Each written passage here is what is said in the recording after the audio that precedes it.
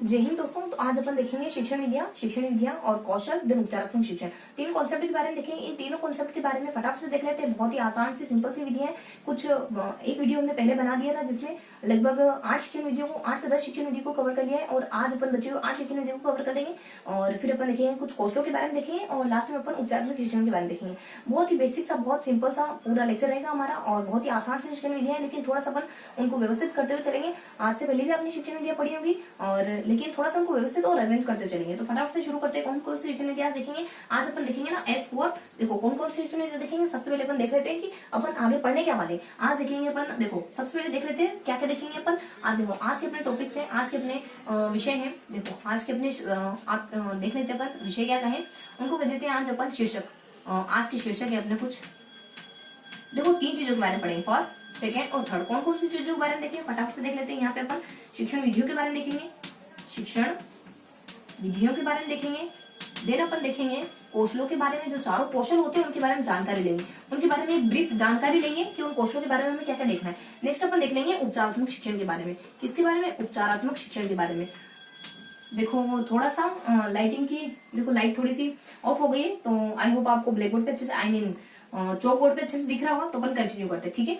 और यहाँ देख लेते अपन शिक्षण विधियों के बारे में। कौन कौन सी शिक्षण विधि देखेंगे, यहाँ देखेंगे अपन S4 और S4 देखेंगे, और वड्डी बीवी। और देखो देखेंगे अपन S4, उसके बाद VD यानी वड्डी बीवी बी, और उसके बाद बी यानी S4। आपने बच्चों को बुलवा रहे हो, S4 शिप नहीं कहलवा रहे हो, आप कहेंगे ना S4 वड्डी बीवी, बोलो S4 वड्डी बीवी, S4 वड्डी बीवी, आपको बोलते चलना है S4 वड्डी बीवी। देखो S4 में क्या जाता है, एक तो सूत्र विधि आ जाती है, दूसरी अपनी समवाय विधि आ जाती है, फिर अपनी साहचर्य विधि आ जाती है, फिर अपनी लास्ट में एक अपने सूत्र है, साहचर्य समवाय है। इस तरीके से अपने लगभग देखो एक और कौन सी होती है, एक तो सूत्र हो जाती है, एक साहचर्य होती है, और एक समवाय विधि हो जाती है, और एक अपनी देखो एक और हो जाती है ना अपनी सूत्र है, साहचर्य है, समवाय है। और कौन सी विधि हो सकती है, एक सूत्र विधि हो सकती है, उसके बाद सूत्र विधि हो सकती है, ठीक है, अपनी समवाय विधि हो सकती है जो साथ साथ में बोली जाती है, उसके बाद अपनी साहचर्य विधि हो सकती है, और श्रुतलेख विधि हो सकती है, ठीक है, श्रुतलेख विधि हो सकती है। थोड़ा सा माइंड से मिस हो रहा था, श्रुतलेख यानी बच्चों को आप करेक्ट लिखवाते फिर बुलाते कौन कौन सी, फटाफट से बोलोगे। सूत्र विधि हो सकती है, समवाय विधि हो सकती है, साहचर्य विधि हो सकती है, और श्रुतलेख विधि हो सकती है। कुछ 4 बेसिक विधि हो सकती है। उसका वी से अपन व्याख्यान विधि के बारे में देख लेंगे, और व्याख्यान विधि हालांकि अपन पहले भी पढ़ चुके, लेकिन थोड़ा सा उसके बारे में थोड़ा सा इंट्रो देख लेंगे। और उसके बाद डी से क्या देख लेंगे, डी से अपन दल शिक्षण विधि के बारे में देखेंगे। उसके बाद बी से अपन देख लेंगे भाषा संसर्ग विधि क्या होती है। उसके बाद बी से अपन देख लेंगे एक तो व्याख्यान विधि देखी बी से, और एक और देख लेंगे व्यतिरेक विधि। तो फटाफट से इन लगभग कितनी हो गई, 2 2 4 2 और 4 लगभग 8 शिक्षण विधि अपन कवर करेंगे। फटाफट से देख लेते हैं अपन एक एक शिक्षण विधि के बारे में। फटाफट से शुरू करते हैं। तो सबसे पहले इसमें कौन कौन सी शिक्षण विधि देखेंगे। देखो यहाँ अपन शुरू करते हैं सबसे फर्स्ट शिक्षण विधि, सबसे पहले सूत्र विधि। देखो सूत्र विधि में ट्रिक आ जाती है अपनी कि उसके बाद देखो ट्रिकी तरीके से जो पढ़ेंगे, वैसे तो पता है हमें, तो किताब में देखकर नियम और सूत्र याद कर लो। क्या है इसकी ट्रिक, पाठ्य पुस्तक में देखकर, किताब में देखकर, पाठ्य पुस्तक में देखकर क्या याद कर लो, पाठ्य पुस्तक में देखकर नियम व सूत्र याद कर लो, देखकर नियम व सूत्र याद कर लो। पाठ्यपुस्तक में देखकर मतलब कि ये जो विधि है ना, देखो इनसे क्या क्या बिलोंग करती चीजें, ये जो विधि ना पाठ्यपुस्तक के सिमिलर मानी जाती है, यानी पाठ्यपुस्तक विधि और पाठ्यपुस्तक विधि के समान है ये विधि।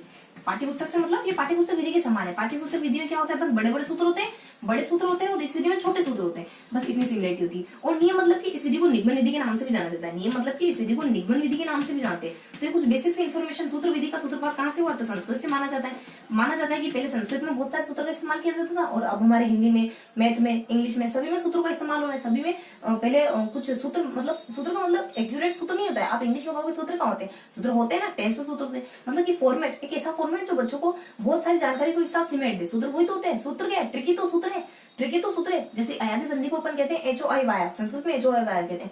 एच में बहुत सारे शब्द आ जाते हैं, तो उन सारे शब्दों को एक साथ समेट देना, ये तो सूत्र का काम होता है। तो ये सूत्र विधि के बारे में जानकारी देती क्या जाती है। देखो सूत्र विधि के बारे में क्या देखा, सूत्र विधि के बारे में 2-3 बेसिक से इन्फॉर्मेशन देखी। क्या क्या देखा, सूत्र विधि पाठ्यपुस्तक विधि के पैरेलल मानी जाती है। सूत्र विधि पाठ्यपुस्तक विधि और सूत्र विधि दोनों समान ही होती है, बस फर्क इतना होता है कि पाठ्यपुस्तक विधि में बड़े बड़े सूत्र होते हैं, और दिन अपने सूत्र विधि में छोटे छोटे सूत्र होते हैं। और सूत्र विधि को निगमन विधि के नाम से भी जानते हैं। तो ट्रिक क्या है अपनी कि किताब में देख करके नियम और सूत्र लिखो, या जाती है अपनी पाठ्यपुस्तक विधि के बारे में सारी जानकारी। तो छोटी सी विधि थी, और आई होप बहुत अच्छे से समझ आई होगी। नेक्स्ट अपन कौन सी विधि देखनी, S4 वड्डी बीवी। S4 क्या है, वड्डी बीवी। ऐसे अपना सूत्र क्या।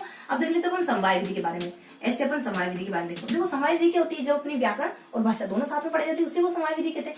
समवाय विधि, देखो समवाय विधि के बारे में क्या होता है कि व्याकरण और ये दोनों साथ में पढ़ते ठीक है, लेकिन एक और होती है अपनी ऐसी कैसी भाषा संसर्ग विधि, लेकिन यूं मानते हैं भाषा संसर्ग विधि से बेहतर विधि होती है, उत्तम विधि होती है। देखो इसमें 2-3 इन्फॉर्मेशन, तो ये भाषा संसर्ग से थोड़ी सी बेहतर विधि मानी जाती है। समवाय विधि छोटे बच्चों के लिए अच्छी होती है, क्योंकि छोटे बच्चे सूत्रों से व्याकरण पढ़ना पसंद नहीं करते, छोटे बच्चे साथ के साथ व्याकरण पढ़ना पसंद करते हैं, तो उत्तम विधि मानी जाती है, छोटे बच्चों के लिए अच्छी विधि मानी जाती है। और क्या इन्फॉर्मेशन हो सकती है इसमें, इसमें व्याकरण को भाषा के साथ में पढ़ा दिया जाता है, छोटे बच्चों के लिए बेहतर होती है, तो ये बेसिक से इन्फॉर्मेशन होती है इसमें। और उसके बाद अपन देख लेते हैं भाषा संसर्ग के बाद अपनी साहचर्य विधि। देखो भाषा संसर्ग के बाद अपनी साहचर्य विधि, साहचर्य विधि कौन सी होती है, जो हमारे मोंटेसरी के द्वारा दी जाती है, जिसमें आपको कोई भी कार्ड या फिर आपको कोई भी प्रत्यक्ष वस्तु दे दी जाती है, और उस कार्ड का या उस प्रत्यक्ष वस्तु को क्या नाम है, वो और वो नाम और वो कार्ड, आप दोनों को आपको वो दोनों चीजें अरेंज करनी होती साथ में। तो अब जब आप कार्ड और जब आप नाम इन दोनों को आपस में अरेंज करोगे तो आपको पता चल जाएगा।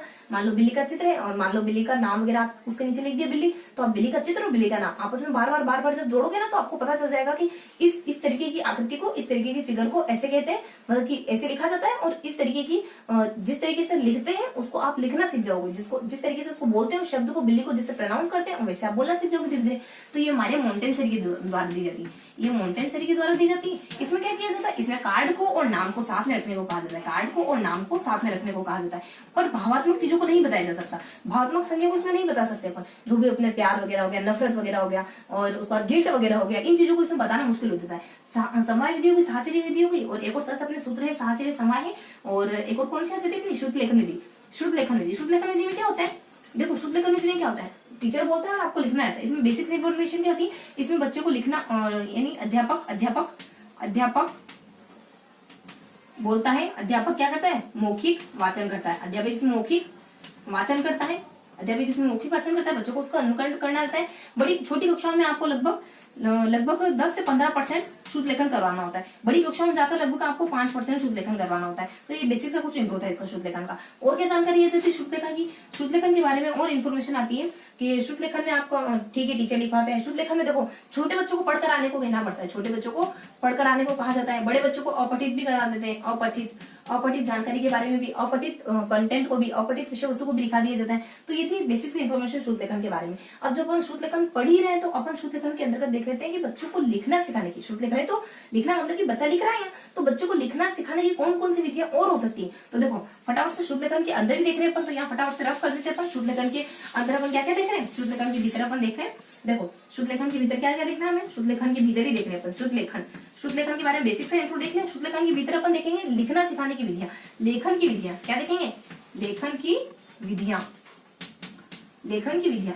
कौन कौन सी थी, कम पीजी वापस। देखो यहाँ थी कम पीजी वापस, S3 कम पीजी वापस, यानी पीजी कॉलेज तुम वापस आ जाओ। देखो हमारे यहाँ पीजी कॉलेज है, मे भी आपके यहाँ भी होगा, तो कम पीजी वापस, तुम पीजी कॉलेज वापस आ जाओ, कम यानी वापस आ जाओ, पीजी और वापस, यहाँ जाता कम पीजी वापस। तो कौन कौन सी विधियां थी, क से अपने आ जाती खंडशः विधि, तो क से अपने खंडशः विधि। खंडशः विधि में क्या होता है, खंडशः विधि में, खंडशः विधि में क्या होता है, आपको एरो के निशान, जैसे मान लो अ लिखा हुआ पूरा, तो बच्चे को कहा जाता है देखो इस तरीके से तो लिखते नहीं हो, तो यहाँ देखो व्यवस्थित तरीके से अ लिखते, जब अपन बच्चों को पढ़ाते हैं ना तो ऐसे नहीं लिखना होता है, व्यवस्थित तरीके से लिखना। ये अ लिखा आपने तो बच्चों को एरो दिया जाता है, ऐसे करो, फिर यहाँ से ऐसे ले जाओ, फिर इस रेखा को ऐसे खींचो, उसको बीच में इस तरीके से आप एक पाई लगाओ, आड़ी पाई लगाओ, खड़ी पाई लगाओ, इस तरीके से आप आधा सर्किल बनाओ, अर्धवृत्त बनाओ, इस तरीके से नीचे फिर अर्धवृत्त बनाओ, फिर आड़ी पाई, फिर खड़ी पाई, इस तरीके से बच्चों को एरो बना के। खंडशः विधि में क्या किया जाता है, खंडशः विधि में तीर के निशान से बच्चों को बताया जाता है। खंडशः विधि में क्या किया जाता है, तीर के निशानों को इस्तेमाल किया जाता है, यानी तीर के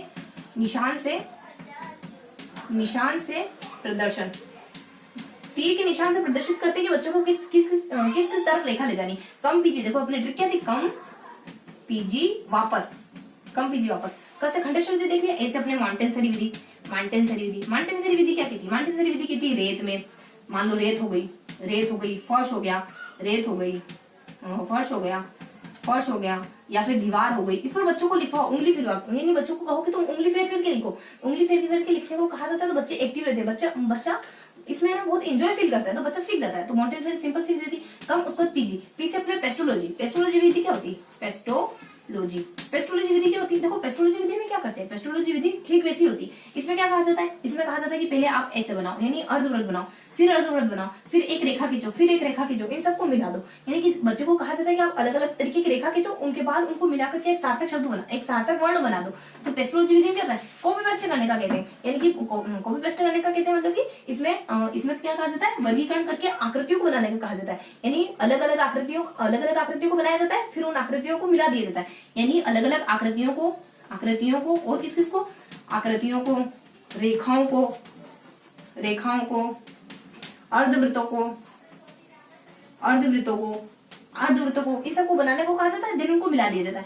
उसको कम कीजिए, जी से क्या जाता है अपने जेक्टो विधि, जेक्टार्ट या जेक्टोट। देखो जेक्टोट विधि में क्या होता है, जेक्टोट विधि में आपको पूरा वाक्य दे दिया जाता है, पूरा वाक्य देते हैं और उस वाक्य को आपको अनुकरण करने को कहा जाता है। जब आप पूरा वाक्य लिखोगे तो उसमें वर्ण तो आएंगे, कहीं अ आ रहा है, कहीं प आ रहा है, कहीं म आ रहा है, तो इस तरीके से आप वर्णों को लिखना सीखोगे। तो यहाँ क्या कहा जाता है, पूरा वाक्य, यानी वाक्य जेक्टार्ट। देखो टाट किसको कहते हैं, जहाँ सर में बाल नहीं होते हैं टाट कहते हैं ना। तो एक बढ़ेगी तुम्हारे सिर में, अगर तुम अच्छे से वाक्य नहीं लिखोगे, तो अच्छे से पढ़ाई नहीं करोगे तो सिर में एक मारूंगी मैं। तो टीचर जनरली इससे करते हैं, चौक फेंक के मारते हैं, कभी किससे मारते हैं, कभी किससे मारते हैं। तो इसी तरीके से आपके टीचर कह रहे हैं। तो यह क्या कहता है, वाक्य, यानी जेक्टोट विधि में वाक्यों को बच्चों को फॉलो करना रहता है। तो ये सिंपल से थोड़ी सी इन्फॉर्मेशन थी। यानी क से क्या देखा, खंडशः के बारे में, एम से क्या देखा, मोंटेसेरी के बारे में, बी से क्या देखा, पेस्टोलॉजी के बारे में, जी से क्या देखा, जेक्टोट के बारे में। उसके बाद वापस वी से अपने क्या देखना है, देखो वी से अपने को देखना है विश्लेषण के बारे में। वी से कौन सी विधि आती है, वी से आ जाती है अपनी विश्लेषण। विश्लेषण में क्या होता है, विश्लेषण में आपको कार्ड दे दिया जाता है।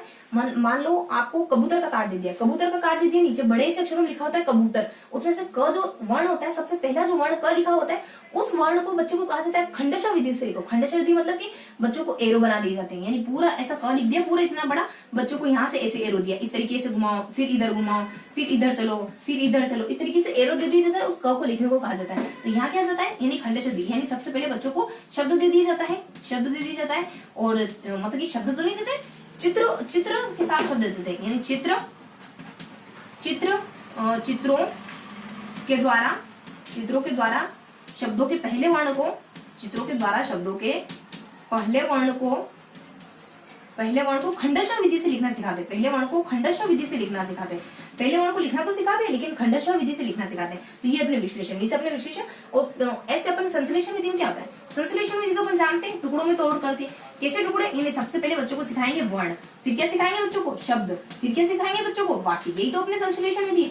बस सबसे पहले आप बच्चों को वर्ण सिखा दो, फिर शब्द सिखा दो, फिर वाक्य सिखा दो। यही तो अपने संश्लेषण विधि। पी से और देखो यहाँ पे S3 है, तो ऐसे अपनी एक श्रुत लेख विधि भी होती है, जो अपन पहले देख चुके। एक और ऐसे अपनी समान आकृति वाली विधि भी होती है। बच्चों को आप लिखना सिखा रहे हो ना, तो इस तरीके से भी सिखा सकते हो। कैसे, समान आकृति वाली विधि मतलब कि ऐसी आकृतियां जो एक जैसी बनती है, उनको साथ में सिखा दो। जैसे कि मान लो ट है, मान लो ठ है, मान लो ह है, इसकी आकृति भी गोलाई में जा रही है। और उसके बाद मान लो और गोल ऐसे कौन से वर्ण होते हैं जो वर्ण वाला हम गोल लिखते हैं, अ है, उसके बाद आ है, ये लगभग एक जैसे लिखे जाते हैं, ऊ है, ये लगभग एक जैसे लिखे जाते हैं। तो ऐसी आकृतियों को बच्चों को साथ में पढ़ाना है। इससे क्या होगा, बच्चे बहुत आसानी से सीखेंगे, क्योंकि ये चीजें बहुत आपस में बहुत कोरिलेट करती है। तो बच्चे एक साथ चीजें, एक जैसे आकृति वाली चीजें एक साथ बनाना सीख जाएंगे। तो ये थी अपनी समान आकृति वाली विधि। उसके बाद एक श्रुत लेखन विधि भी होती है, ऐसे श्रुत लेखन वाली विधि भी होती है, ऐसे। इसमें क्या किया जाता है, वो क्या वही बात, इसमें क्या किया जाता है, श्रुत लेखन विधि में बच्चों को, श्रुत लेखन विधि किसके लिए आवश्यक है, एक निदानात्मक। सबसे बड़ी बात, श्रुत लेखन विधि निदान के लिए होती है। बच्चों की कमियों को फाइंड करने के लिए होती है, बच्चों की कमियों को पता करने के लिए होती है श्रुत लेखन विधि। उसके बाद श्रुत लेखन वही अपने 15% बड़ी कक्षाओं में, उसके बाद लगभग 5% के आसपास आप 15% आपको छोटी कक्षाओं में श्रुत लेखन करना है, क्योंकि छोटी कक्षाओं में ज्यादा जरूरत है गलतियों को फाइंड करने की। 5% आप बड़ी कक्षा में कर सकते हो। बड़ी कक्षा में आप अपठित का भी कर सकते हो, छोटी कक्षा में आप बच्चों को पढ़कर आने का कहोगे, तब बच्चे गलतियां कम करेंगे। तो थोड़ा सा इन्फॉर्मेशन था इसके बारे में।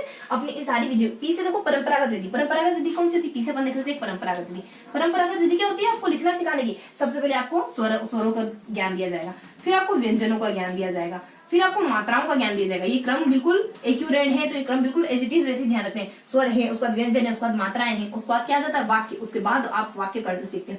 यही तो सीखते हैं। सबसे पहले अनार सीखते हैं, आम सीखते हैं, ईख सीखते हैं, फिर क ख ग सीखते हैं, फिर उन अनार आम को एक डंडे के रूप में, मात्राओं के रूप में रिप्रेजेंट करते हैं। और की क्या मात्रा होती है, ई की क्या मात्रा होती है। फिर अपन सीखते हैं वाक्य बनाना। अब अपने को वर्ण मिल गए, अब अपने को मात्राएं मिल गई, अब मात्राओं को और वर्णों को आपस में कर करके शब्द बनाएंगे, शब्द के बाद अपन वाक्य बना देंगे। तो ये थी अपनी श्रुत लेखन के अंतर्गत जो अपने विधियां पढ़ी थी, यानी कि लिखने की कौन कौन सी विधियां होती है, तो अपन क्या देख रहे थे, अपन देख रहे थे, देखो अपन कौन सी शिक्षण की विधियां देख रहे थे। शिक्षण की विधि अपनी क्या थी, एस फॉर वीडी बीवी। वो देखो थोड़ा सा ऊपर नीचे हो गया, एस फॉर व, डी, बी और वी, ये देखना था अपने को। तो एस फॉर व, डी, बी, ऐसे अपना देख लिया। ऐसे अपने कौन कौन सी विधि देख ली, ऐसे अपने सूत्र विधि देख ली। सूत्र विधि के बाद समवाय विधि, समवाय विधि के बाद साहचर्य विधि, साहचर्य विधि के बाद शुद्ध लेखन विधि। इन चारों विधियों के बारे में देख लिया। शुद्ध लेखन अपनी सूत्र विधि क्या कहती है कि किताब में देखकर नियम और सूत्र लिख लो। मतलब किताब मतलब कि ये पाठ्य पुस्तक विधि के पैरेलल मानी जाती है। सूत्र और नियम लिख लो मतलब कि सूत्र विधि, नियम मतलब किसको निगमन विधि के नाम से जानते हैं। That's it. उसके बाद अपन आ जाते हैं एक और इस पर, यानी समवाय विधि पर। समवाय विधि थोड़ी सी उत्तम है, किससे? सम, यानी थोड़ी सी उत्तम है, किससे? भाषा संसर्ग विधि से।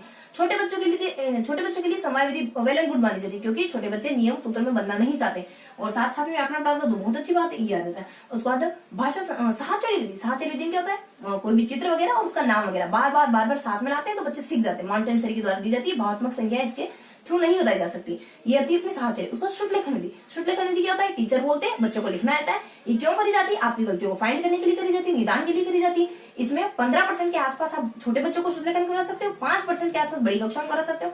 छोटे बच्चों को जब करवा रहे हो तो पहले से पढ़ कराने का कहोगे, बड़े बच्चों को करवा रहे हो तो कोई जरूरत नहीं पढ़ कराने की, आप अपढ़ित का भी करा सकते हो। ये चारों विधियां देख ली। उसको विधि, वी से अपन क्या देखेंगे, व्याख्यान विधि। देखो व्याख्यान विधि तो अपन बहुत अच्छी, चारों विधियां हो गई। पांचवी विधि कौन सी अपनी, व्याख्यान विधि। देखो व्याख्यान विधि अपन भली बातें जानते, थोड़ा सा इन्फॉर्मेशन देख लेते हैं व्याख्यान विधि के बारे में, थोड़ी सी जानकारी देख लेते हैं।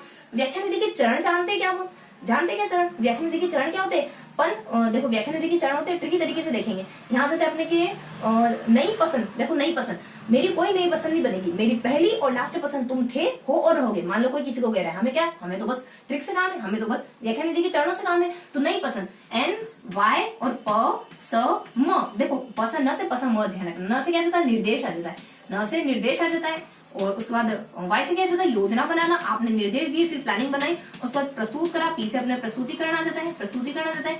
एस से अपना जाता है सारांश लिखने को कहा बच्चे को, लास्ट में आपने मूल्यांकन कर लिया, लास्ट में आपने मूल्यांकन कर दिया। तो ये आ जाती है अपनी इनकी व्याख्यान विधि के कुछ चरण आ जाते हैं। और व्याख्यान विधि की कुछ अच्छी बातें देखो, गुण देख लेते हैं। दोस्त तो अपन जानते जानते अमनोवैज्ञानिक होती है, नीरस होती है, बच्चा एक्टिव नहीं रहता है, सिर्फ टीचर एक्टिव रहता है और बच्चे का ज्ञान स्थायी नहीं होता और उसमें अमूर्त से मूर्त की तरफ नहीं जाते, ये तो अपन जानते हैं। इसके गुण क्या होते हैं, अच्छी बातें क्या होती है, अच्छी बातें ट्रिकी तरीके से देखेंगे। ऐसे तो अपन जानते हैं अच्छी बातें क्या हो सकती है, आपको इफेक्ट पढ़ाना हो तो ये विधि बहुत अच्छी है, आपको ऐतिहासिक जानकारी पढ़ाना हो तो ये विधि बहुत अच्छी मानी जाती है, आपको पाठ का सार पढ़ाना हो तो बहुत अच्छी मानी जाती है, आपको सामान्यीकरण बताना हो किसी चीज का, सामान्यीकरण करके बताना, ये विधि बहुत अच्छी मानी जाती है। शुरुआत करनी हो किसी चीज की, अन्य विधियों की सहायक विधि की तरह कार्य करती है, क्योंकि कुछ भी पढ़ाना आपको व्याख्यान तो नहीं पड़ेगा, छोटे बच्चों के लिए नहीं लेकिन बड़े बच्चों के लिए अच्छी मानी जाती है। बहुत सारी सामग्री एक साथ पढ़ने तो अच्छी मानी जाती है, किताबी नॉलेज जब बहुत ज्यादा हो तो एक साथ मानी जाती है, समय कम हो तो अच्छी मानी जाती है। तो इनको थोड़ा सा ट्रिकी तरीके से देखेंगे। क्या जाती है ट्रिक, देखो यहाँ जाती है कि थोड़ी सी मेहनत करो, इसमें मेहनत कम लगती है। देखो अपन क्या कह रहे हैं, अपने फ्रेंड को सलाह दे रहे हैं, अपने फ्रेंड को क्या सलाह, थोड़ी सी मेहनत करो और क्रमिक इतिहास, अपने फैक्चुअल इतिहास की क्रमिक और सस्ती सी बुक खरीद लो।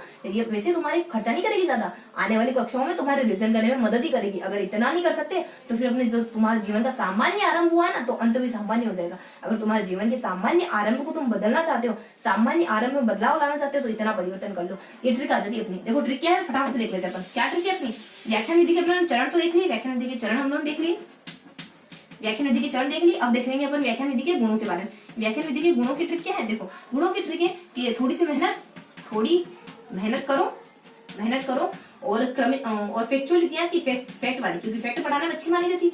फैक्चुअल इतिहास, ऐतिहासिक आंकड़े, फैक्चुअल इतिहास की क्रमिक, इसमें तार्किक क्रम बना रहता है, क्रमिक इसमें व्याख्यान विधि में क्रमिक व सस्ती, SST मतलब कि समय, शक्ति और टी से मतलब कि तार्किक क्रम, समय शक्ति और तर्क, सस्ती सी बुक खरीद लो। बुक यानी जब आपको बुकिश जानकारी बहुत ज्यादा देनी हो, बुक खरीद लो और वो बड़ी उच्च कक्षाओं में रिवीजन में मदद ही करेगी, मतलब दोहरान में अच्छी होती है, उच्च कक्षाओं के लिए अच्छी होती है। उच्च कक्षाएं व दोहरान, उच्च कक्षाओं में दोहरान में मदद ही करेगी, मतलब दूसरी विधियों की मदद करती है। इतना नहीं कर पाए तो जीवन का, इतना नहीं कर पाए तो क्या करोगे, जीवन यानी जीवनियों के लिए अच्छी मानी जाती है। जीवन का सामान्य आरंभ, सामान्य यानी सामान्यकरण के लिए, आरंभ यानी कि किसी भी चीज को शुरू करने के लिए विधि अच्छी मानी जाती है। आरंभ कैसे बदलोगे, इतना नहीं कर सकते तुम अपने जीवन में, तो तुम अपने जीवन का जो सामान्य सा आरंभ हुआ है तो अंत भी सामान्य से हो जाएगा। आरंभ सामान्य हुआ है, डजंट मैटर, अंत सामान्य हुआ है, मोस्ट मेटरेबल। क्यों, क्योंकि आप अंत आपके हाथ में था, आपकी शुरुआत आपके हाथ में नहीं थी, लेकिन अंत आपके हाथ में था, जो आपने नहीं बदला। तो ये पूरा के पूरा आपके ऊपर डिपेंड करता है। तो यहाँ ज्यादा इसके चरण देख लिए, इसके गुण क्या क्या रहते हैं, वही थोड़ी सी मेहनत, इसमें बहुत कम मेहनत लगती है, एक टीचर लगता है बस बोलता जाता है। उसको फैक्चुअल यानी कि फैक्ट वगैरह इसमें सीखते हो, इतिहास मतलब ऐतिहासिक जानकारी इसमें सीखते हो। उसके बाद फैक्चुअल इतिहास की क्रमिक यानी कि इसमें तार्किक क्रम बना रहता है, चीजों का तार्किक क्रम बना रहता है। सस्ती सी मतलब कि SST, एस यानी कि अपनी समय, शक्ति और टी यानी तार्किक क्रम बनाता है। इन समय शक्ति की बचत होती है, उसका उच्च कक्षाएं बड़ी कक्षाओं के लिए अच्छी मानी जाती है, दोहरान रिवीजन करना होती है विधि अच्छी मानी जाती है, जीवनियां पढ़नी होती है विधि अच्छी मानी जाती है, सामान्यकरण करना हो तो अच्छी मानी जाती है, किसी चीज की शुरुआत करनी होती है विधि अच्छी मानी जाती है। उसके बाद मदद, वरना जीवन का आरंभ कैसे करोगे, क्या क्या देखा आपने, फैक्चुअल इतिहास की थोड़ी सी मेहनत करो, फैक्चुअल इतिहास की क्रमिक और सस्ते से बुक खरीद लो और वो बड़ी कक्षा में तुम्हारी मदद ही करेगी, मतलब कि अन्य विधियों को पढ़ने में मदद करती है विधि। और इससे क्या होगा, तुम्हारे जीवन का सामान्य आरंभ बदल सकता है। तो सामान्य सामान्यकरण, आरंभ मतलब कि किसी चीज को शुरू करने में, जीवन मतलब जीवनिया। तो ये सारी जानकारी थी हमारे किसकी, व्याख्यान विधि के गुणों के बारे में। तो ये देख लिया अपन व्याख्यान विधि। अब देखेंगे अपन दल शिक्षण विधि। देखो दल शिक्षण विधि के बारे में क्या क्या जानकारी आती है। दल शिक्षण विधि भी बहुत अच्छी विधि है। दल शिक्षण विधि के बारे में भी कुछ देखो, ये अपन देखिए 5वीं और 6ठी विधि देखेंगे अपन दल शिक्षण विधि। दल शिक्षण विधि के बारे में क्या क्या देखना है, दल शिक्षण। देखो दल शिक्षण विधि की सबसे पहले अपन देख लेंगे एक शुरुआत देख लेंगे। तो इसकी शुरुआत कहाँ मानी जाती है, अमेरिका से मानी जाती है दल शिक्षण विधि की शुरुआत। और दल शिक्षण विधि की परिभाषा देने के लिए कौन आ जाते हैं, एक सन आ जाते हैं। आल्सन नाम के एक व्यक्ति होते हैं, वो क्या कहते हैं, दल शिक्षण की परिभाषा देते हैं कि दल शिक्षण से अनुदेशन की प्रक्रिया सुधरती है। अनुदेशन की प्रक्रिया में संशोधन होता है यानी परिवर्तन होता है। और इसमें दो से अधिक 2+ टीचर इसमें मिलकर पढ़ाते हैं। ये विधि ऐसी होती है जिसमें सहयोग की भावना बढ़ती है। ये विधि अनुदेशन प्लस इसमें सहयोग की भावना बढ़ती है। इस विधि से सहयोग की भावना बढ़ती है। और ये विधि प्लस ये क्या कहते हैं, लचीली होती है। जरूरत हो तो इसमें थोड़ा ऊपर नीचे भी कर सकते हैं, ठीक है। तो तीन कॉन्सेप्ट बताते हैं। ऑन्सर क्या कहते हैं, अनुदेशन। पढ़ने में आपके परिवर्तन, आमूलचूल परिवर्तन कर देगी, क्योंकि बहुत सारे टीचर एक साथ मिलकर पढ़ाएंगे, बहुत बड़ा बदलाव हो जाएगा। तो 2 से अधिक टीचर हो सकते हैं इसमें, 2 से कम नहीं होनी चाहिए। सहयोग, बहुत सारे टीचर मिलकर पढ़ाएंगे तो सहयोग की भावना को बढ़ावा देगी। प्लस लचीली होगी, जरूरत हुई तो 2 से 3 भी हो सकते हैं, 3 से 4 भी हो सकते हैं, 4 से 3 भी हो सकते हैं, 3 से 2 भी हो सकते हैं। ये विधि लचीली मानी जाती है। नेक्स्ट इसकी विशेषता क्या होती है, आल्सन अमेरिका और इसकी कुछ विशेषता हो सकती है। इस विधि की विशेषता देखेंगे, फिर इस विधि के कुछ उद्देश्य देखेंगे और मतलब कि ये इसके कुछ सिद्धांत देखेंगे, किसके सिद्धांत को फॉलो करती है, जैसे क्रियाशीलता के, जैसे कि उत्तरदायित्व के, जैसे कि ज्ञान स्थायी होता है, इससे समूह की भावना बढ़ती है। ऐसे कुछ उद्देश्य देखेंगे। और फिर अपन देखेंगे इसमें इसके उद्देश्य देख लेते हैं अपन, क्या क्या उद्देश्य होते हैं, फटाफट से देख लेते हैं इसके उद्देश्य क्या होते हैं। इसके उद्देश्य होते हैं, देखो उद्देश्य को थोड़े से ट्रिकी तरीके से देखें, बाकी ऐसे तो अपने को ध्यान है ही, क्रियाशीलता है, समूह है, सहभागिता है, उत्तरदायित्व है और उसके बाद समय का सिद्धांत है, मतलब कि समय इसमें बहुत ज्यादा लग जाता है, समय को निश्चित करने का सिद्धांत है। तो इसके देखो इसकी ट्रिक में देख लेते हैं अपन कि अगर टीचर जागरूक हो, मतलब कि तत्पर होकर अपनी जिम्मेदारी को निभा रहा है, तो ये बात क्या कम है क्या, टीचर एकदम तत्पर होकर अपनी जिम्मेदारी को निभा रहा है, तो ये बात क्या तुम्हें कम लग रही है क्या, तुम मतलब कि उसको डांटते जा रहे एक टीचर इतना एक्टिव होकर टाइम टू टाइम अपनी सारी जिम्मेदारी निभा रहा है, ये बात क्या कम है क्या। तो यहाँ आ जाता है कि अध्यापक टाइम टू टाइम, देखो ट्रिक क्या है अपनी, अध्यापक टाइम टू टाइम क्या कर रहा है, अध्यापक टाइम टू टाइम तत्परता से अपनी जिम्मेदारी निभा रहा है, ये क्या कम है क्या, ये क्या कम है क्या। तो इसे हमारी ट्रिक है। देखो तो अध्यापक मतलब कि ये अध्यापक सेंटर्ड होती है, थोड़ी इसमें ना एक से अधिक अध्यापक होते हैं। उस पर टाइम टू टाइम यानी इसमें समय का सिद्धांत होता है, मतलब इसमें समय ज्यादा लग जाता है, बहुत ज्यादा। और इसके बाद टाइम टू टाइम अपनी तत्परता यानी तत्परता का सिद्धांत, ये कौन से सिद्धांतों को फॉलो करती है, ये उद्देश्य नहीं है, सिद्धांत है। ये कौन से सिद्धांतों को फॉलो करती है, ऐसे पूछा जाए तो हमें सारे सिद्धांत बताने, कौन से सिद्धांत को फॉलो करती है कि अध्यापक टाइम टू टाइम अपनी जिम्मेदारी तत्परता से निभा रहा है। तो ये क्या कम है क्या, अध्यापक मतलब इसमें अध्यापक 2 से 3 ज्यादा कंज्यूम कर लेती, समय टेकिंग होती, समय बहुत ज्यादा लिया जाता है इसमें।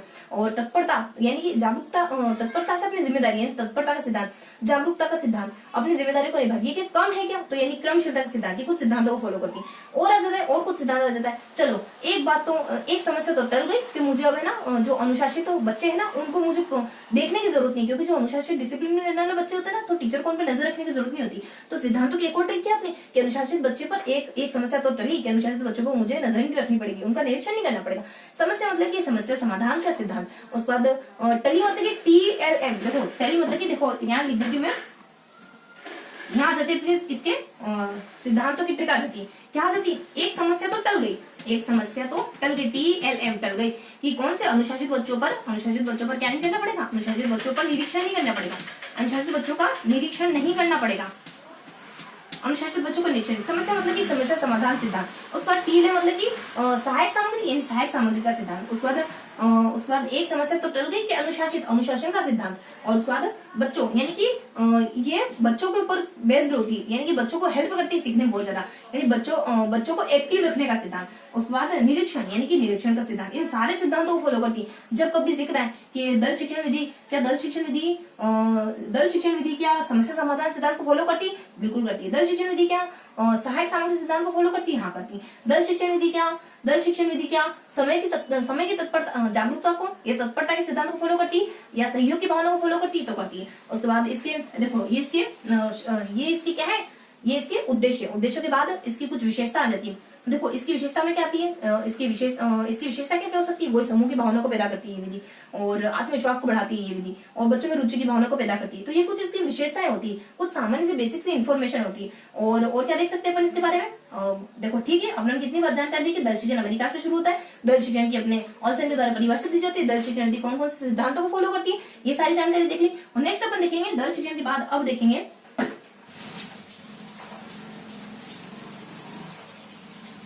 दल शिक्षण के बाद देखेंगे अपन बी से अपने भाषा संसर्ग विधि। सातवीं विधि कौन सी देखेंगे? भाषा संसर्ग विधि।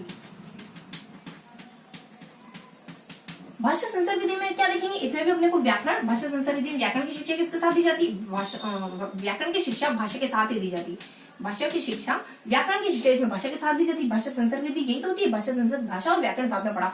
इसके बाद इसमें बच्चों को पढ़ने के लिए विशेषज्ञों की किताबें दी जाती है, विशेषज्ञों की किताबें इसमें बच्चों को पढ़ने के लिए दी जाती है, जिससे क्या होगा, बच्चा व्याकरण को अच्छे से साथ साथ में सीख जाएगा। और उसके बाद विशेषज्ञों की इसमें किताबें दी जाती है। मौखिक कार्य बहुत ज्यादा होता है, क्यों? क्योंकि व्याकरण तो सिखा नहीं रहे, भाषा बोल के सिखा रहे, तो मौखिक कार्य बहुत ज्यादा होता है। मौखिक कार्य इसमें बहुत ज्यादा होता है। क्या होता है अपने कि विशेषज्ञ की किताबें, विशेषज्ञ, बोलना और व्याकरण, ये 2-3 से इन्फॉर्मेशन आ जाती है। उसके बाद वी से क्या जाता है? वी से अपने व्यतिरेकी विधि। 8वीं विधि कौन सी? लास्ट अपनी व्यतिरेकी विधि।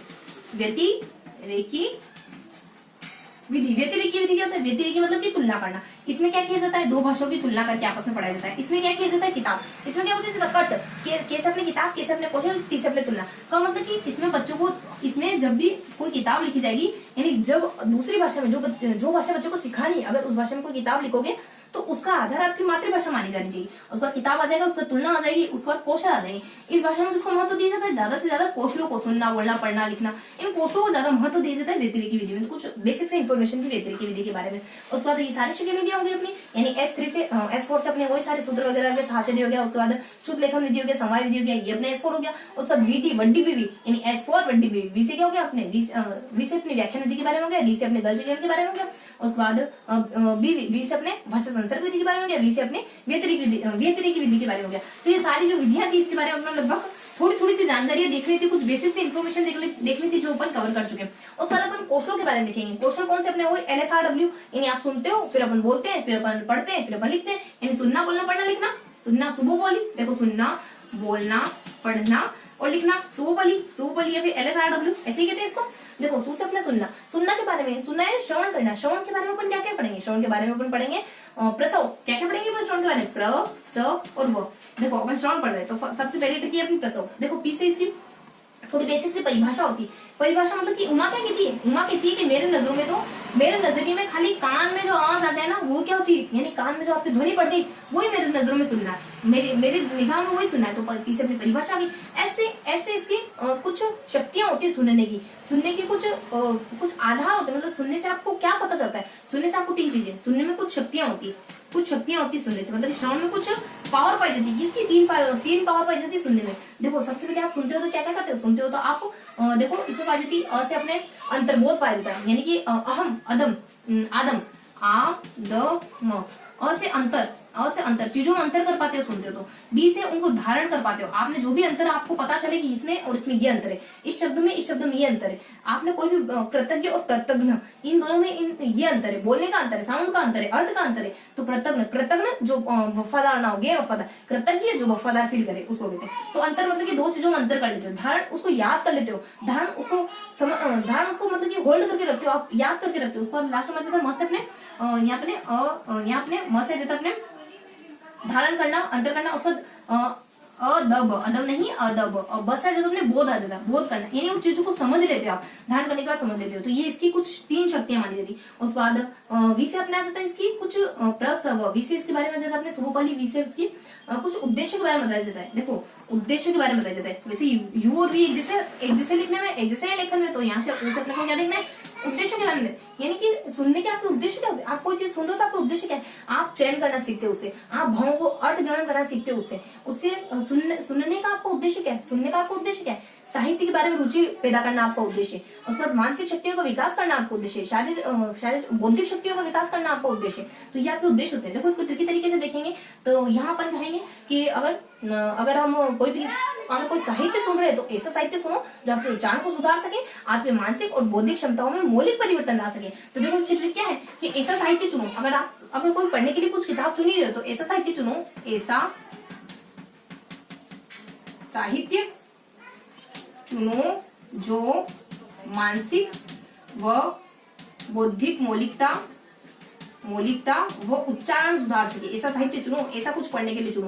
मतलब कि साहित्य मतलब कि आपकी साहित्य में रुचि पैदा करेगी, चुनना मतलब कि आप बहुत सारे विचारों में से चुनना सीखोगे कि कौन सा आपको सुनने लायक, उसके बाद मानसिक और बौद्धिक शक्ति को बढ़ाती है, उसके बाद मौलिक मतलब आपके अंदर मौलिकता लेकर के आती है, आपके अंदर नई क्रिएटिविटी लेकर, उच्चारण मतलब आपके उच्चारण को सुधारती है, आपके प्रोनाउंसिएशन को सुधारती है। तो ये थी अपनी सु मतलब की श्रवण, यानी कि श्रवण के बारे में आपने देख लिया। देखो श्रवण के बारे में देख लिया, श्रवण के बारे में क्या देखा आपने, श्रवण के बारे में देखा प्रसव। पी से अपने परिभाषा, उमा चौधरी कहती है कि मेरी निगाह में तो खाली कान में कुछ ध्वनि सुनाई देना, कान में कुछ सुनाई देना ही श्रवण है मेरे अकॉर्डिंग। तो उसके बाद ऐसे क्या देखा, इसकी कुछ शक्तियां होती है, क्या शक्तियां होती है, आप चीजों को अंतर कर पाते हो, आप चीजों को धारण कर पाते हो, आप चीजों को समझ लेते हो, बोध। 3 शक्तियां होती है, अंतर, समझ, अंतर आ जाता है, धारण आ जाता है, बोध आ जाता है, अदब आ जाता है, अदब यानी अदब से चलो कायदे से रहो जिंदगी में। उसके बाद यहाँ जाता है वी मतलब कि मतलब कि उद्देश्य क्या होते हैं इसके, यहाँ अपने सुनने के उद्देश्य क्या होते हैं, सुनने के उद्देश्य होते हैं साहित्य की। अगर तुम कोई साहित्य पढ़ना चाहते हो तो ऐसा साहित्य पढ़ो जो तुम्हारे मानसिक और शारीरिक मौलिकता को बनाए रखे, तुम्हारे उच्चारण को भी सुधारे, मतलब साहित्य में रुचि, और उसके बाद अपने मौलिक और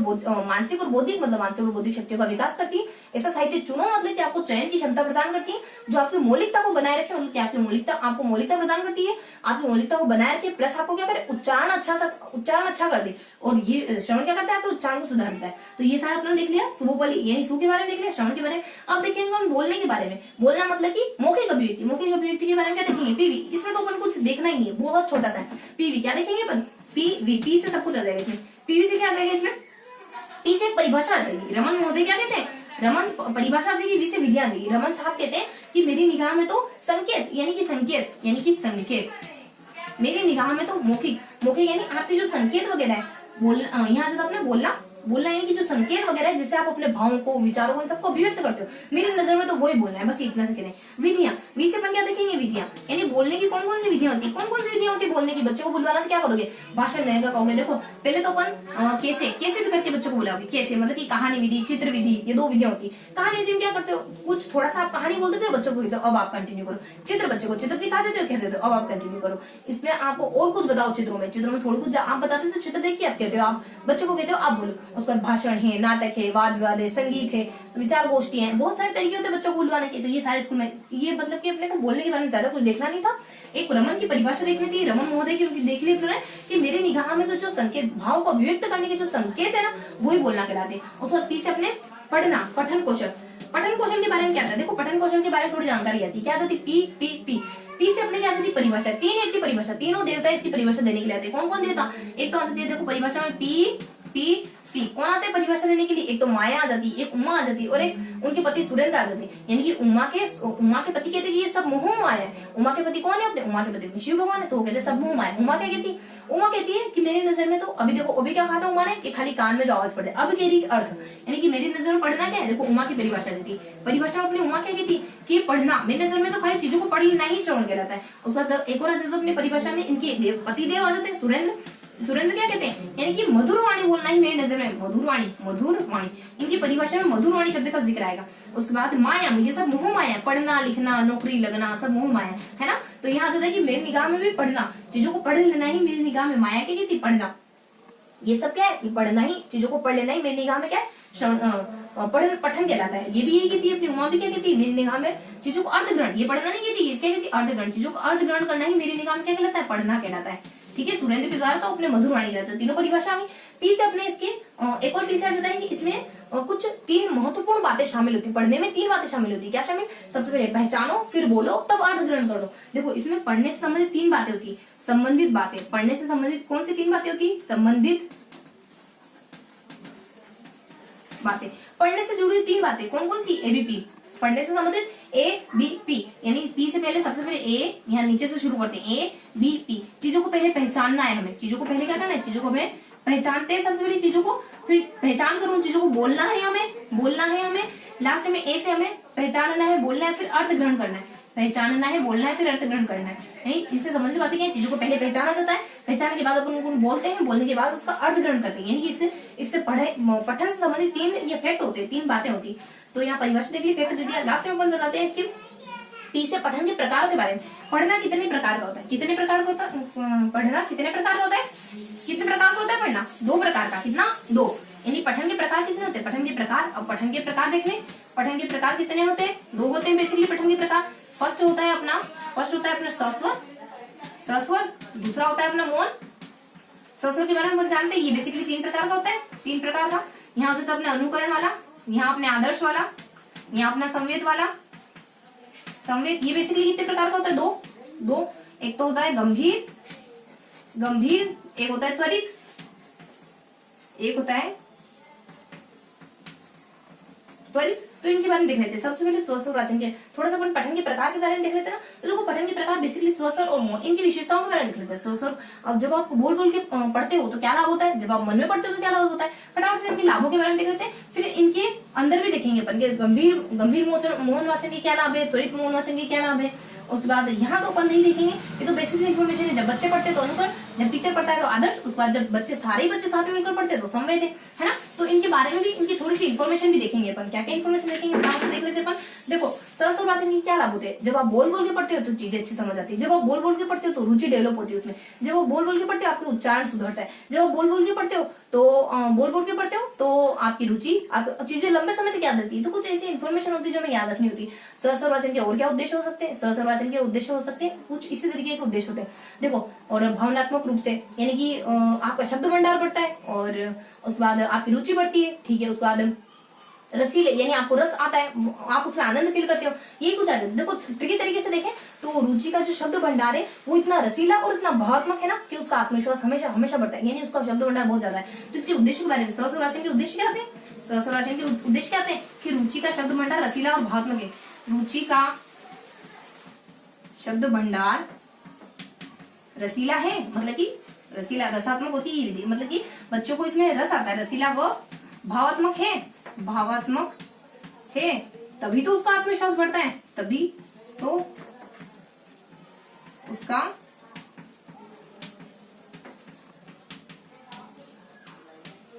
आत्मविश्वास बढ़ता है। मतलब तभी तो वो आत्मविश्वास में रहती है, तभी तो उसका आत्मविश्वास बढ़ा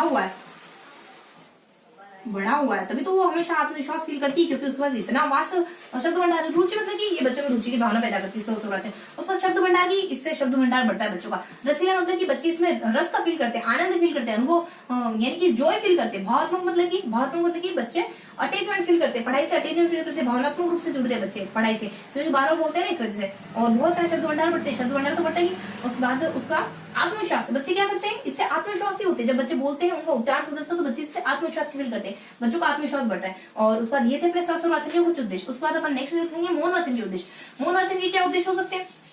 देखो सहस्र वाचन के उद्देश्य देखिए। मौन वाचन के उद्देश्य क्या होते हैं? आप चीजों में गहराई से जाते हो, आपको होमवर्क देना आसान हो जाता है, आप याद अच्छे से कर लेते हो, लंबे समय तक याद रख पाते हो, और पढ़ने की आदत विकसित होती है, आपके ज्ञान का दायरा बढ़ता है। यानी ये बहुत सारी चीजें होती है मौन वाचन से। क्या होता है? मौन वाचन करने से बहुत सारी चीजें, आत्मविश्वास फील करते हो, और उसके बाद विषय की गहराई, चिंतन क्षमता ऐसा बढ़ती है मौन वाचन करने से। थोड़ा सा अरेंज करके देखेंगे मौन वाचन में क्या जाता है। मौन वाचन में इसके 2 ट्रिक आ जाती है। देखो मैं यहाँ 2 सलाह दे रही हूँ। देखो मेरा मानना है कि अगर चीजों को लंबे समय तक ग्रहण भी किया जा सकता है, चीजों को लंबे समय तक याद भी रखा जा सकता है अगर तेज गति से पढ़ा जाए। यही सबका विचार है, मतलब कि चीजों को देखो यहाँ जाता है कि चीजों को ग्रहण भी किया जा सकता है आसानी से ग्रहण भी किया जा सकता है। अगर आसानी से ग्रहण भी किया जा सकता है, वह लंबे समय तक याद भी रखा जा सकता है, वह लंबे समय तक याद भी रख सकते हैं अपन चीजों को, मतलब कि आप किसी को कह रहे हो कि चीजों को लंबे समय तक याद भी रख सकते हैं। और यही सबका विचार है। अगर तेज गति से, कब? अगर तेज गति से पढ़ा जाए, अगर तेज प्रभाव से पढ़ा जाए, प्लस एक और क्या सलाह आ जाती है, एक और सलाह आ जाती है कि अगर आपको शब्द भंडार बढ़ाना है ना, तो शब्द भंडार बढ़ता भी है और शब्द भंडार सक्रिय भी हो जाता है। कब? जब आप ज्ञानार्जन करते हो और जब आप स्वाध्याय करते हो। देखो, तो स्वाध्याय एक और दो सलाह दे रही हूं मैं, स्वाध्याय और ज्ञानार्जन। ज्ञानार्जन से शब्द भंडार बढ़ता ही नहीं है, बल्कि सक्रिय भी हो जाता है, बल्कि आप उसका उपयोग भी करने लग जाते हो डे टू डे लाइफ में। शब्द भंडार बढ़ता ही नहीं है, बल्कि सक्रिय, यानी सक्रिय शब्द भंडार सक्रिय भी होता है, मतलब कि चीजें आसानी से ग्रहण, यानी कि आप मौन वाचन करोगे, चीजें आपको आसानी से याद हो जाएगी। उसके बाद लंबे समय तक आपके दिमाग में चीजें बनी रहेगी, लंबे समय तक। उसके बाद आसानी से ग्रहण भी किया जा सकता है, लंबे समय तक बनाए भी रखा जा सकता है। अगर आपने तेज प्रभाव से पढ़ा, इसमें बहुत फास्ट, बहुत जितना चाहो उतना पढ़ सकते हो। प्रभाव यानी बहुत ज्यादा प्रभावी होती है, उसके बाद पढ़ा जा सकता है। प्लस स्वाध्याय की आदत विकसित करती है आप में, प्लस ज्ञानार्जन यानी ज्ञानार्जन की का एरिया बहुत ज्यादा बढ़ जाता है। इसमें शब्द भंडार, आपके शब्द भंडार में वृद्धि होती है। उसके बाद शब्द सक्रिय, यानी आप बहुत सारे शब्द भंडार को एक्टिवली इस्तेमाल भी करने लग जाते हो। तो ये थी अपने उपचार, इसके मौन विधि की कुछ विशेषताएं थी। मौन विधि में और भी बातें आती थी। जब बच्चे मौन वाचन कर रहे हैं ना, तो इसका टाइम फिक्स होना चाहिए मौन वाचन का। छोटी कक्षा में, बड़ी कक्षा में मौन वाचन कर रहे हैं, मौन वाचन होने के बाद टीचर को सवाल भी पूछने चाहिए, ताकि पता भी रहे कि बच्चा सिर्फ ऐसे बैठा ही है या सिर्फ पढ़ भी रहा है ना। तो ये मौन वाचन की कुछ जानकारी देती है। अब मौन वाचन के कुछ प्रकार होते हैं, उनके बारे में अपन देख लेते हैं। मौन वाचन के अपने त्वरित और गंभीर, इनके भी कुछ लाभ और इनके भी कुछ उद्देश्य होते हैं, कुछ लाभ होते हैं। एक होता है अपने त्वरित, दो प्रकार होते हैं, और एक होता है गंभीर। देखो इनके भी क्या उद्देश्य होते हैं। गंभीर रूप से पढ़ते हो, जब आप गंभीर रूप से पढ़ते हो तो विषय के बारे में इंटरेस्ट पैदा होता है, विषय के बारे में गहराई से जानते हो, चिंतन क्षमता बढ़ती है। त्वरित पढ़ते हो तो आपका मानसिक बल ज्यादा नहीं लगता है, इसमें चीजों पर अधिकार ज्यादा नहीं होता है। और ये जो होती है, इसमें आपको इतना व्यवस्थित तरीके से नहीं पढ़ते हो, तो ये कुछ इन्फॉर्मेशन होती है यहाँ। देखो, गंभीर वाचन, जब आप गंभीर वाचन कर रहे हो, इसका मतलब आप क्या पाना चाह रहे हो, आप विषय पर अधिकार पाना चाह रहे हो। जब आप गंभीर वाचन कर रहे हो तो आप बहुत ज्यादा पढ़ लोगे। जब त्वरित वाचन कर रहे हो तो मतलब कि आप मानसिक बल वगैरह, यानी कि इसमें ये आपको ज्यादा थकान महसूस नहीं करवाएगी त्वरित विधि। गंभीर वाचन आपको ज्यादा थकान महसूस करा देगी, क्योंकि आप बहुत ज्यादा अटेंटिवली पढ़ रहे हो, बहुत ज्यादा फोकस्ड तरीके से पढ़ रहे हो। तो कुछ त्वरित वाचन में देखो, त्वरित वाचन में क्या होता है, आपकी मानसिक बल का कम इस्तेमाल होता है त्वरित वाचन में। और त्वरित वाचन में आपको क्या पढ़ते हैं, उपन्यास वगैरह पढ़ते हैं अपन, उपन्यास वगैरह त्वरित वाचन में पढ़ते हैं। उसके बाद यहाँ सूचनाएं वगैरह पढ़नी हो तो इसका इस्तेमाल किया जाता है, सूचनाएं वगैरह हमें देखनी हो तो इसका इस्तेमाल किया जा सकता है। उसके बाद उपन्यास की सूचनाएं प्रभावी, यानी ये इतना प्रभावी नहीं होता है, विषय पर अधिकार नहीं कर सकता, इसमें अपन तेज गति से पढ़ते हैं। और यहाँ आ जाता है अपने, और गंभीर वाचन मतलब कि गहन विषय, यानी गहन विषय पढ़ने में ये बहुत अच्छा मदद करता है। अगर गंभीर वाचन आपको पढ़ना है तो गहन विषय पढ़ने में। और क्या ध्यान रखा जाता है कि यहाँ अपने केंद्रीय भाव ग्रहण करते हैं अपन गंभीर वाचन में। जो सेंट्रल थीम होती है किसी चीज की, वो अपन ग्रहण करते चलते हैं। उसके बाद बड़ी कक्षाओं के लिए अच्छा होता है गंभीर वाचन, बड़ी कक्षाओं के बच्चे को। उसके बाद दोहरान के लिए अच्छा होता है गंभीर वाचन, दोहरान। वैसे मौन वाचन के लिए भी अच्छा है, सारी बातें मौन वाचन के लिए भी अच्छी मानी जाती है, सारी बातें फिर दोहरान के लिए अच्छी मानी जाती है। गंभीर वाचन अगर आपको करना है तो यानी बड़ी कक्षा के बच्चों को अगर आप अंश मात्र भी लक्ष्य के बारे में याद दिलाओगे ना, तो वो वापस से विषय का गहन अध्ययन करने लग जाए। अंश मतलब कि इसमें किसी अंश के थ्रू पढ़ाया जाता है, मतलब कि अंश यानी अंश यानी टुकड़े करके पढ़े जाते हैं। अंश यानी कि अंशात्मक तरीके से, यानी कि चीजों को तोड़ के पढ़ा जाता है। इतना हमें गंभीर रूप से पढ़ना है, फिर इतना पढ़ना है, फिर इतना पढ़ना है, मतलब कि ये अंश यानी कि टुकड़ों में तोड़ करके पढ़ाने को ज्यादा प्रेफरेंस में रखता है। और क्या हो सकता है इसमें, देखो गंभीर वाचन में आप गहन विषय पढ़ते हो, केंद्रीय भाव होता है, बड़ी कक्षाओं के लिए ठीक है, दोहरान के लिए ठीक है, उसको अंश वगैरह ध्यान रखा जाता है कि हमेशा समान प्रयोजन के लिए किया जाता है। ये समान प्रयोजन के लिए किया जाता है, समान प्रयोजन, इसमें समान उद्देश्य, प्रयोजन यानी उद्देश्य। आपका उद्देश्य क्या होता है, आपका उद्देश्य होता है विषय पर अधिकार करना। इसमें विषय पर अधिकार करना आपका उद्देश्य होता है, विषय पर अधिकार करना आपका उद्देश्य होता है। तो बेसिक इन्फॉर्मेशन आ जाती है अपने त्वरित और गंभीर वाचन के बारे में। उसके बाद अपने देख लिया, उसके बाद अपन देखेंगे लेखन कौशल। उसके बाद लेखन कौशल के बारे में देख लेते हैं। देखो लेखन कौशल की भी कुछ विधियां होती है और लेखन कौशल की कुछ पीवी, यानी वही अपनी परिभाषा देती है। लेखन कौशल को लेकर क्या कहते हैं, यानी लेखन कौशल को लेकर अपने रामचंद्र कहते हैं, इसमें पीवी बताना है, इसमें परिभाषा और उसका जो अपनी विधियां। रामचंद्र क्या कहते हैं कि लेखन कौशल लिपि संकेत, यानी लेखन कौशल क्या होता है, मेरी नजर में लेखन कौशल संकेतों को मूर्त रूप दे देना, जो भी मूर्त रूप दे देना। और रामचंद्र की मूर्ति आ जाती है अपनी, रामचंद्र भगवान की मूर्ति। लेखन कौशल क्या होता है कि रामचंद्र के अनुसार मूर्त रूप दे देना चीजों को, यही लेखन कौशल कहलाता है। उसके बाद नेक्स्ट आ जाते हैं इसके कुछ चरण बताए जाते हैं, इसके कुछ चरण बताए जाते हैं। चरण क्या बताए जाते हैं रामचंद्र के, यहाँ बताया जाता है अपने इसके चरण होते अपने, देखो यहाँ जाता अपने पीसी, यहाँ जाता अपने वाई पी सी। देखो वाई से अपने योजना बनाना आ जाता है, उसके बाद अपना प्रस्तुत करना आ जाता है, योजना बनाना आ जाता है, प्रस्तुत करना आ जाता है। और उसके बाद यहाँ जाता अपने लेखन, तो योजना बनाई, उसके बाद प्रस्तुत करा, उसके बाद अपने चर्चा करी, यहाँ जाता है चर्चा करना, चर्चा एनपीसी, सॉरी एनपीसी, यहाँ जाता अपने एनपीसी, एन से अपने यहाँ आ जाता है अपने एनपीसी, यहाँ जाता है एन से अपने आ जाता है पी से अपने प्रतिक्रिया, एन से अपने नमूने के द्वारा लिखते हैं। फिर पी से अपन प्रतिक्रिया, यानी आपको कोई प्रतिक्रिया करेगा, टीचर आपको रिस्पॉन्स देगा तब आप लिखना शुरू करोगे। उसको सी से चर्चाएं करोगे, उसके बाद लिखना शुरू करोगे। तो ये कुछ ट्रिक्स होती है इसकी, यानी कि चरण के बारे में एनपीसी, एन से आपके सामने नमूना है, आपके सामने कोई फॉर्मेट है, आदर्श फॉर्मेट, उसको देख के आप लिख रहे हो। प्रतिक्रिया, टीचर आपने कैसा लिखा है एक बार टीचर को दिखाओगे, वो कहेगा कि इसमें ये सुधार करो, देन आप लिखोगे। चर्चा, आपस में आप किसी से चर्चा करके लिखोगे, लिखना प्रारंभ कर दोगे। ये इसके रामचंद्र के इनके चरण आ जाते हैं इसके अनुसार।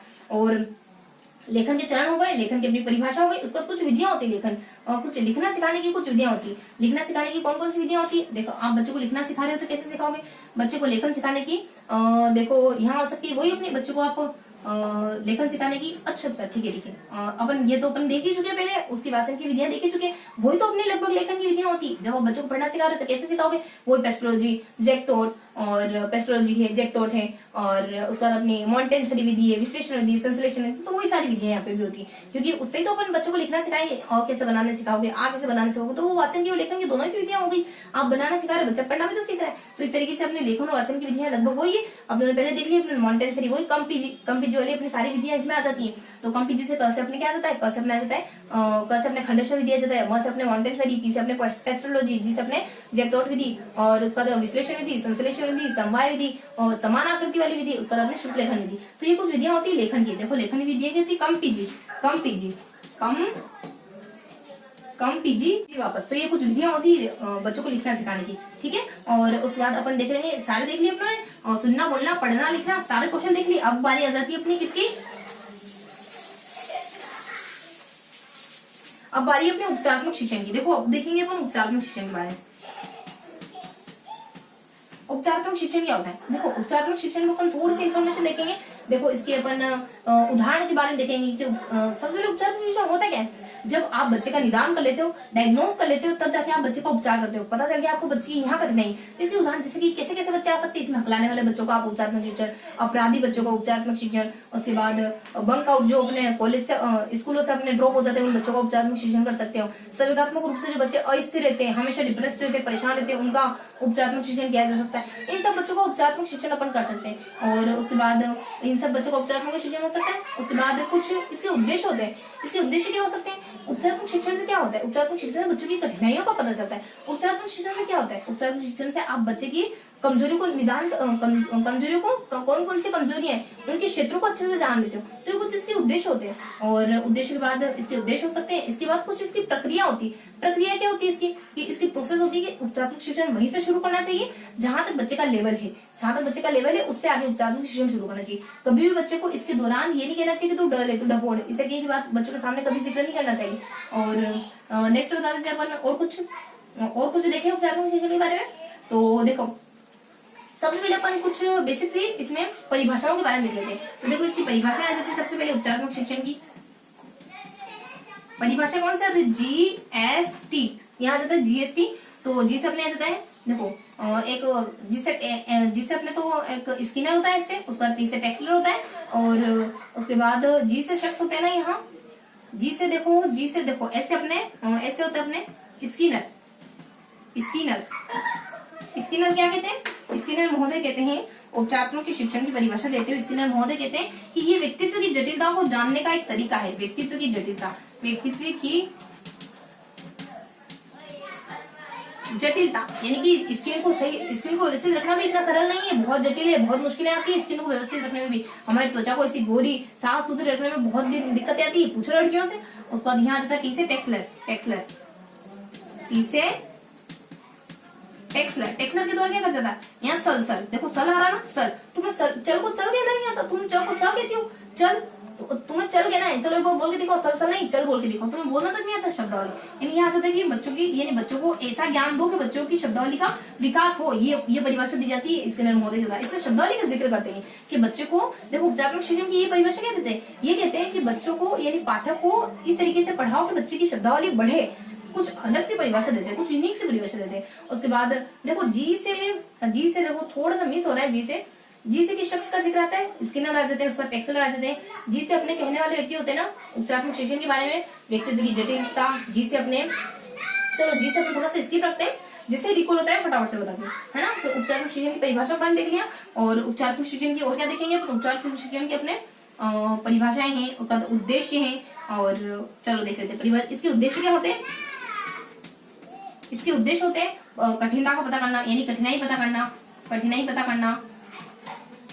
को पता लगाना, यानी बच्चे की कहाँ कठिनाई आ रही है उनको पता लगाना। उसके बाद यहाँ आता है कि देखो एक छोटी सी अपनी ट्रिक होती है कि बच्चे कठिनाई के समय में अपनी प्रगति को देखकर हीनता की भावना से बच गए। अपनी प्रगति देखिए, आप पीछे मुड़ के देखोगे ना जिंदगी में, आपकी इतनी सारी अचीवमेंट है तो आपको प्लेजर फील होगा। तो बच्चे भी इसी, यानी बच्चों के बारे में, बच्चों के स्तर के बारे में जानना, कठिनाई के बारे में जानना, बच्चों की प्रगति के बारे में जानना, बच्चों को हीन भावना से मुक्त रखना, यानी बच्चे कठिनाई के समय में अपनी प्रगति को देखकर हीन भावना से ग्रसित होने से बच गए। तो ये अपनी ट्रिक थी, इससे अपने सारे उद्देश्य क्लियर हो जाते हैं।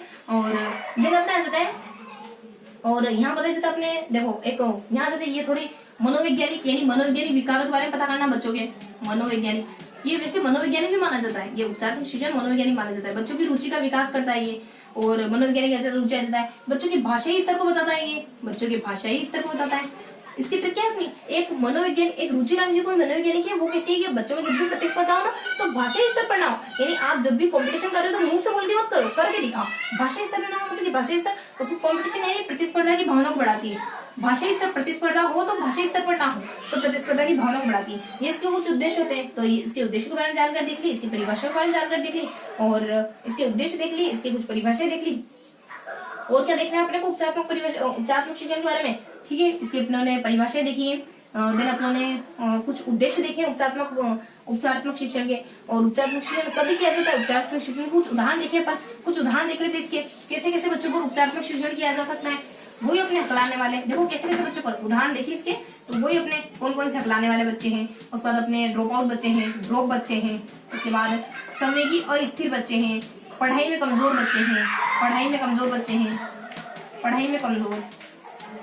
उन सारे बच्चों पर किया जा सकता है। तो उपचारात्मक शिक्षण इन सारे बच्चों पर किया जा सकता है। तो ये था अपना पूरा उपचारात्मक शिक्षण। तो क्या क्या देखा आपने उपचारात्मक शिक्षण में, परिभाषा के बारे में देखा, देन इसके उद्देश्य के बारे में देखा, देन इसके उदाहरणों के बारे में देखा कि क्या क्या इसके उदाहरण हो सकते हैं उपचारात्मक शिक्षण के। और उसके बाद उदाहरण है, उद्देश्य है, कुछ परिभाषाएं हैं, कुछ ऐसी वैसी जानकारी देखी। और इससे पहले देखा था अपने क्वेश्चनों के बारे में, क्वेश्चन कौन से अपने वही 4 क्वेश्चन इससे पहले देखा था शिक्षण विधि के बारे में। तो फटाफट से अपन क्विक रिविजन करते हैं। क्या पढ़ा आज अपने, आज पढ़ा अपने लगभग 8 शिक्षण विधि के बारे में, 4 कौशलों के बारे में और एक उपचारात्मक शिक्षण के बारे में। 8 शिक्षण विधियां कौन सी पढ़ी, एस फॉर वड्डी बीवी, ऐसे अपने सूत्र, ऐसे अपने समवाय, ऐसे अपने सहाचर, ऐसे अपने श्रुत लेखन। उसके बाद वड्डी बीवी, वीडी, वी से अपने क्या पढ़ा, वी से अपने व्याख्यान विधि, डी से अपने क्या पढ़ा, दल शिक्षण विधि। और उसके बाद वड्डी बीवी, वी से अपने भाषा संसर्ग विधि, वी से अपने व्यतिरेक विधि। ये कुछ 8 शिक्षण विधि दी। उसके बाद अपने क्या क्या देखा इसमें, सबसे पहले सूत्र विधि, संस्कृत आ जाता है, यहाँ आ जाता है अपने किताब में देखकर सूत्र और नियम लिख लो। और उसके बाद अपने समवाय विधि के बारे में देखा, ये बड़े बच्चों के लिए समवाय विधि के बारे में देखा, ये बड़े बच्चों के लिए अच्छी विधि होती है, मतलब थोड़ी सी इन्फॉर्मेशन देखी। ये छोटे बच्चों के लिए अच्छी विधि होती है, थोड़ी सी उत्तम होती है भाषा संसर्ग विधि से। उसके बाद देखा अपना सहाचर विधि, मारिया मोंटेसरी देखा, कार्डो को साथ साथ में रखना देखा। उसके बाद श्रुत लेखन विधि 15% करा सकते हो छोटी कक्षा में, 5% करा सकते हो बड़ी कक्षा में। उसके बाद पढ़कर आने का क्या हो, उसके बाद बिना पढ़े वाले बच्चों को भी करा सकते हैं बड़ी कक्षाओं में। तो ये सब देखा अपने एसएस वाली। उसके बाद अपनी वी से अपनी व्याख्या विधि के बारे में देखा, व्याख्या विधि के कुछ चरणों के बारे में देखा। व्याख्या विधि के चरण क्या जाता है अपने, यहाँ जाता है पन, यहाँ जाता है अपने नई पसंद। नई पसंद कभी नहीं बनेगी ना, अपने नई पसंद ट्रिक के थ्रू अपने सारे चरण आ जाते हैं। उसके बाद इसकी अच्छी बात है, अच्छी बात है क्या होती है, मैं तुम्हें सलाह देता हूँ, तुम सलाह देती हूँ, तुम एक किताब पढ़ो इतिहास की, फैक्चुअल इतिहास की, अपने जीवन का आरंभ बदलो। यह जाता है आरंभ को कुछ सामान्य से कुछ अलग बनाओ, ये अपनी सारी व्याख्या विधि के बारे में जाता। और उसके बाद अपने यहाँ देख लिया अपने S4, उसके बाद V और D से अपने दल शिक्षण। दल शिक्षण अमेरिका में हुआ था। दल शिक्षण ऑल्सन के द्वारा कहा जाता है कि बहुत सारे टीचर जब साथ मिलकर पढ़ाते हैं तो वही दल शिक्षण कहलाता है। दल शिक्षण के कुछ उद्देश्य होते हैं, क्रियाशीलता का उद्देश्य है, उसके बाद अपने एक्टिव, यहाँ अपने समय अधिक लगता है, यहाँ अपने रुचि का सिद्धांत है, यहाँ अपने समस्या समाधान का सिद्धांत है, कुछ उद्देश्यों को फॉलो करता है ये, तो ये सब आ जाता है। और नेक्स्ट दल शिक्षण की बात अपने अगली विधि देखी डी, व डी और बी से अपने देखा भाषा संसर्ग विधि। भाषा संसर्ग विधि में क्या होता है, दोनों साथ साथ में पढ़ाते हैं। भाषा संसर्ग विधि जो होती है उसमें देखो थोड़ी सी जानकारी क्या देखी थी, भाषा संसर्ग विधि अपने किससे कम है, समवाय विधि से थोड़ी कम है भाषा संसर्ग विधि। भाषा संसर्ग विधि में किताबें देते हैं आपको, क्या विशेषज्ञ की किताबें पढ़ो और उससे आप व्याकरण सीखो, ना कि व्याकरण के थ्रू व्याकरण सीखनी है। और उसके बाद अपने बी और वी से क्या जाता अपने वही व्यतिरिक्त विधि, दोनों को कंपेयर करो, तुलना करोगे तो आपको चीजें आसानी से आ जाएगी। तुलना करोगे तो आप दोनों भाषाओं की समानता, दोनों भाषा के अंतर सबके बारे में पढ़ोगे। उसके बाद इसमें किताब लिखी जाती है तो मातृभाषा का ध्यान रखा जाता है, इसमें कौशलों को ज्यादा ध्यान रखा जाता है। तो ये सारी अपने परिभाषा और सारी अपनी शिक्षण विधियां। उसके बाद अपने कौशलों के बारे में देखा, कितने 4 कौशल होते हैं, कौन से, सुबह बोले सुबह अपने सुनना, बोलना, पढ़ना, लिखना। इनके बारे में क्या क्या देखा, सुनने के बारे में क्या देखा, सुनने के बारे में उमा कहती कान से सुनना कहलाता है। और उसके बाद इसके बाद इसमें कुछ 3 पावर होती है। इसमें क्या क्या पावर होती है, आप अंतर कर पाते हो, आप धारण कर पाते हो, आप अर्थबोध कर पाते हो। उसके बाद इसके कुछ उद्देश्य होते हैं। उद्देश्य क्या होते हैं, उद्देश्य होते हैं हमारे इसके सुनने के उद्देश्य होते हैं कि आप जब भी कोई साहित्य पढ़ो तो ऐसा पढ़ो जो आपकी मानसिक और शारीरिक में मौलिक योग्यता का विकास कर सके, प्लस आपके उच्चारण को सुधार सके। तो इसके बारे में ये सारे उद्देश्य कहते हैं।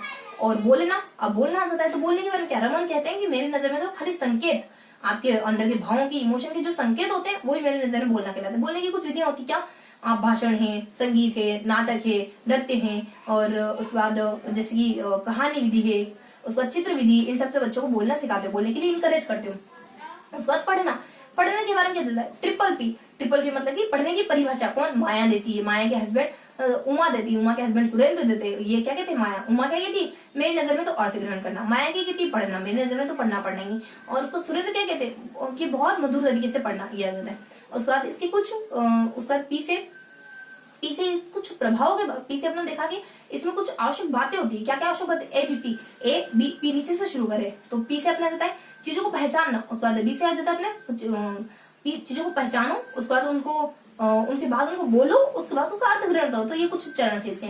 और फिर अपने लास्ट में बता देते इसमें इसके प्रकारों के बारे में, यानी पढ़ने के कितने प्रकार, 2 वाचन, सस्वर और मौन होते हैं। सस्वर वाचन, उसके बाद मौन वाचन। सस्वर वाचन के उद्देश्य क्या होते हैं, सस्वर वाचन के उद्देश्य बताने के लिए आ जाते कि कोई रुचि नाम की लड़की है, उसका शब्द भंडार भावनात्मक रूप से बहुत ज्यादा बड़ा है तो वो आत्मविश्वास फील करती है। उसका मौन वाचन के बारे में क्या जाता है, मौन वाचन की भी कुछ टेक्निक्स होती है जिसको अपने याद करने की कोशिश करी थी। मौन वाचन क्या था कि मौन वाचन देखो 2 टेक्निक देखी थी। मौन वाचन में त्वरित भी हो सकता है, गंभीर भी हो सकता है। तो यहाँ देखा था अपनों ने कि अगर आप बड़ी कक्षा वाले बच्चों को उनके लक्ष्य के बारे में थोड़ा सा भी अंश मात्र भी जिक्र कराओगे ना तो वापस से गहन अध्ययन शुरू कर देंगे। तो इससे अपनी सारी इसके जो सारे उद्देश्य थे वो क्लियर हो जाते हैं। उसके बाद और देखा था अपनों ने कि आप जब देखो एक और थोड़ी सी ट्रिक थी, देखो ट्रिकी तरीके से देखे ना तो जब भी उपन्यास वगैरह पढ़े जाते हैं ना तो ये बातें हमारे ऊपर, उपन्यास की बातें हमारे ऊपर बहुत ज्यादा प्रभाव डालती है, बहुत तेज गति से हमारे मानसिक बल को प्रभावित करती है। तो ये अपने जो त्वरित वाचन करते हैं ना, गंभीर रूप से जो अपन फटाफट पढ़ते हैं ना उसकी ट्रिक है। मतलब उपन्यास वगैरह पढ़ते हैं, अपन सूचना वगैरह पढ़ते हैं, गंभीर मतलब इसमें ज्यादा मस्तिष्क का इस्तेमाल नहीं होता है, मानसिक बल ज्यादा लगता ही नहीं इसमें।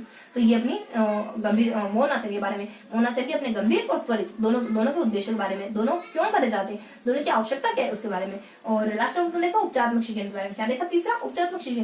क्या देखा उपचारात्मक शिक्षण के बारे में, कुछ परिभाषाएं देखी, 1-2 परिभाषाएं देखी। किस की परिभाषा देखी अपने, जीएसटी की परिभाषा देखी।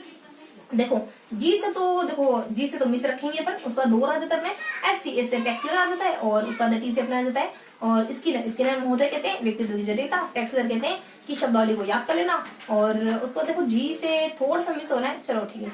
और उसके बाद पीसेस, ये उद्देश्य कौन कौन से फॉलो करता है? क्रियाशीलता के, उसके बाद बच्चों की एक्टिवनेस के, उसके बाद टीचर का, उसके बाद जागरूकता का, तत्परता का, ये सब उद्देश्य को फॉलो करते हैं और इस उद्देश्य को फॉलो करते हैं। और लास्ट में इसके उदाहरण कैसे कैसे बच्चों पर किया जाता है उपचारात्मक शिक्षण? हक लाने वाले बच्चों पर, अपराध करने वाले बच्चों पर, और स्कूल से भाग जाने वाले बच्चों पर, पढ़ाई में कमजोर बच्चों पर, संवेगात्मक रूप से अस्थिर बच्चों पर। तो ये था हमारा उपचारात्मक शिक्षण। तो ये था हमारा आज का पूरा सेशन, जिसमें हम लोगों ने लगभग 8 शिक्षण विधियां, 4 क्वेश्चन और थोड़ी सी इन्फॉर्मेशन देखी उपचारात्मक शिक्षण के बारे में। तो आई होप आज का सेशन आपको पसंद आया होगा। फिर मिलेंगे अगले ऐसे ही वीडियो में, तब तक के लिए जय हिंद।